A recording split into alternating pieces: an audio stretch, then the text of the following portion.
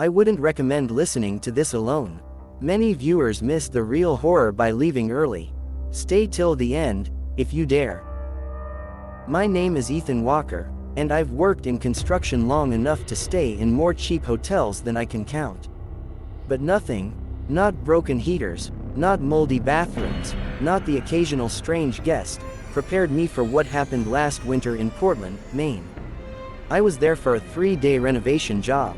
My company booked me into a small place just outside the city, the Pinecrest Lodge, a 3-story building that looked more like a converted house than an actual hotel. The outside lights were dim, and half the sign didn't glow, but the parking lot was nearly empty and I just wanted sleep. Inside, the lobby smelled faintly of old wood and cleaning chemicals. Behind the counter stood a short, heavy-set man in his late 50s with glasses sliding down his nose. His name tag read, Gerald. "You're the contractor?" he asked. "Ethan Walker," I said. He typed something slowly on his computer. Then his expression froze. His jaw tightened, cheeks stiffened, and he exhaled as if something weighed on him. "I only have one room left," he said. "That's fine. I'm not picky." He slid the keycard toward me, but didn't let go immediately. "It's room 217, he said quietly. "Most people don't want it." I raised a brow. "Why?" He glanced around the empty lobby like he feared someone might hear him. "Just don't move the furniture," he whispered. "And if you notice anything strange, keep the bathroom light on." I laughed nervously. "Why? It's better that way." He let go of the keycard. And that was the moment I should have asked for another hotel entirely.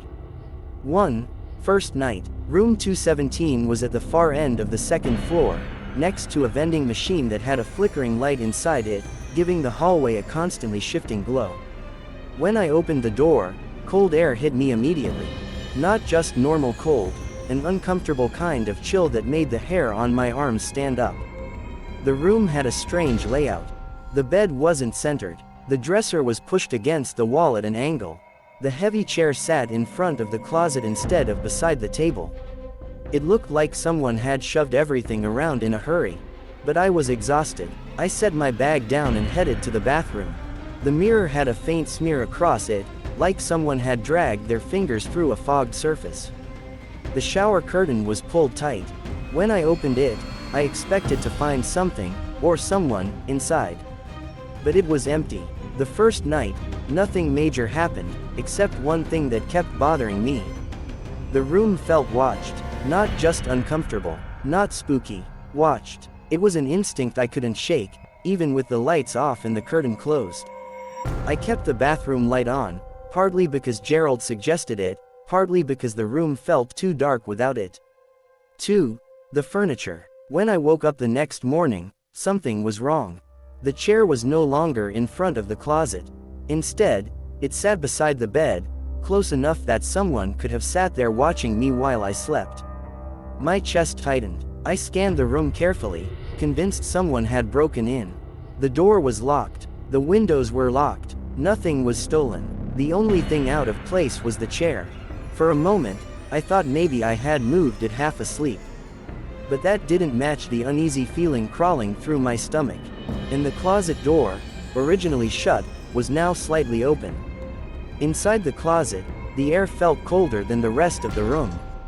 I reached in and touched the wall. It felt damp. I backed off and dressed quickly for work.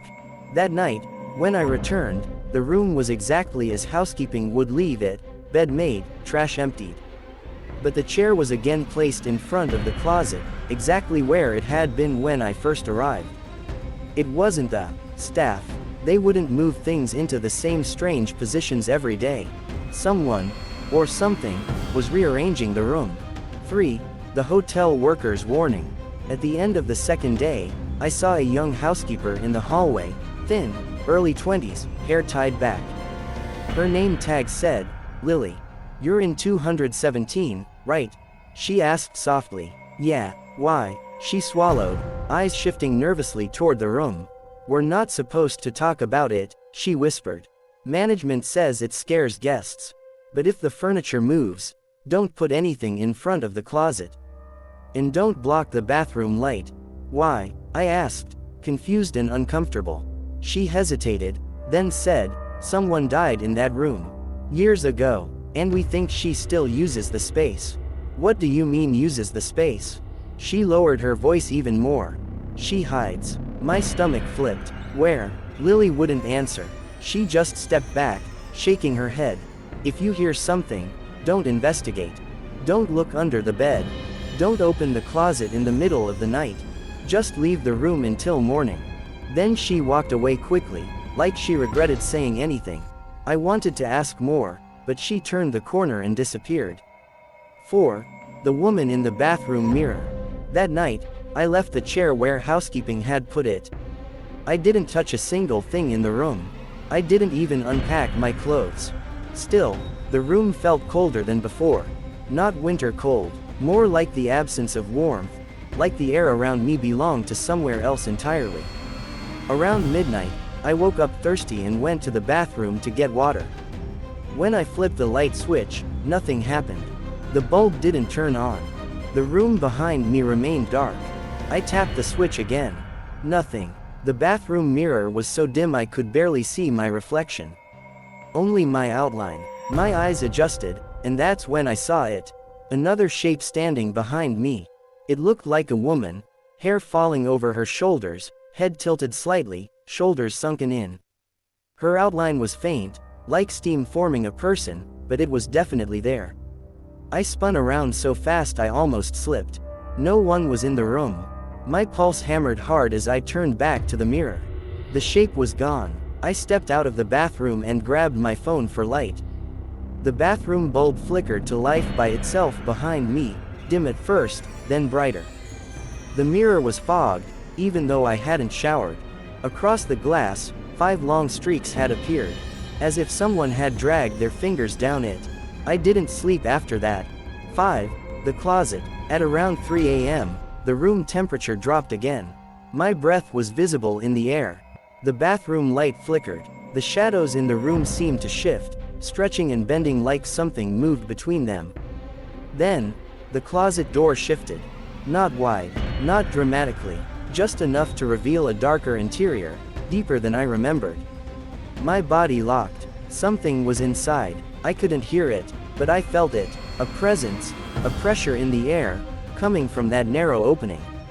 I didn't approach it, I didn't call out, I stayed perfectly still, watching that small dark crack in the doorway. The bathroom light flickered again.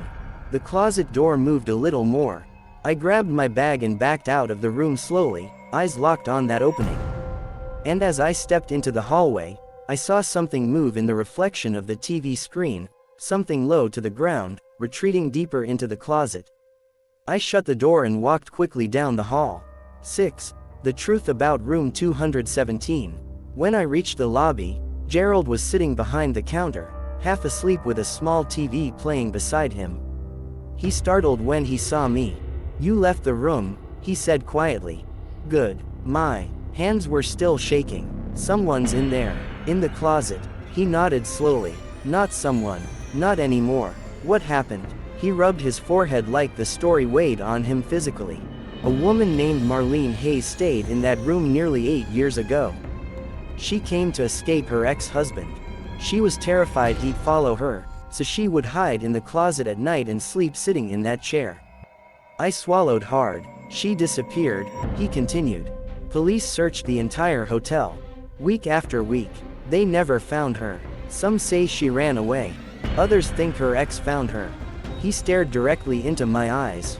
"But staff, we think she never left the closet." A chill ran down my spine. "We blocked the door once," he said bitterly. "The furniture would move every night. Every single night. Always making space. Always pulling the chair back.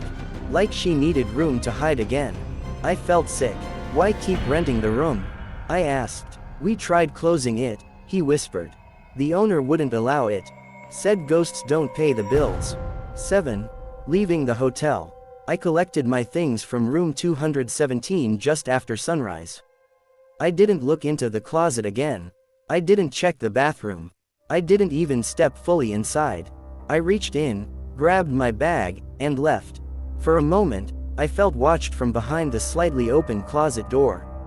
Like someone crouched inside, waiting for me to leave. As I rushed down the stairs, a cold draft followed me, steady, like footsteps. I didn't slow down. I didn't look back.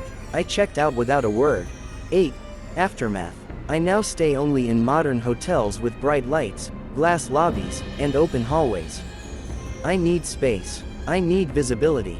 Closets still bother me, not because they're dark, but because sometimes, in certain hotels, they feel deeper than they should be. Like they're hiding more than coats or luggage. Sometimes, they feel like they're waiting. And whenever I see a chair pushed in front of a closet door, I think of room 217, and the woman who never stopped hiding. If this story stayed in your mind longer than it should, leave a like, subscribe to Grim Wave, and tell me in the comments what part disturbed you the most.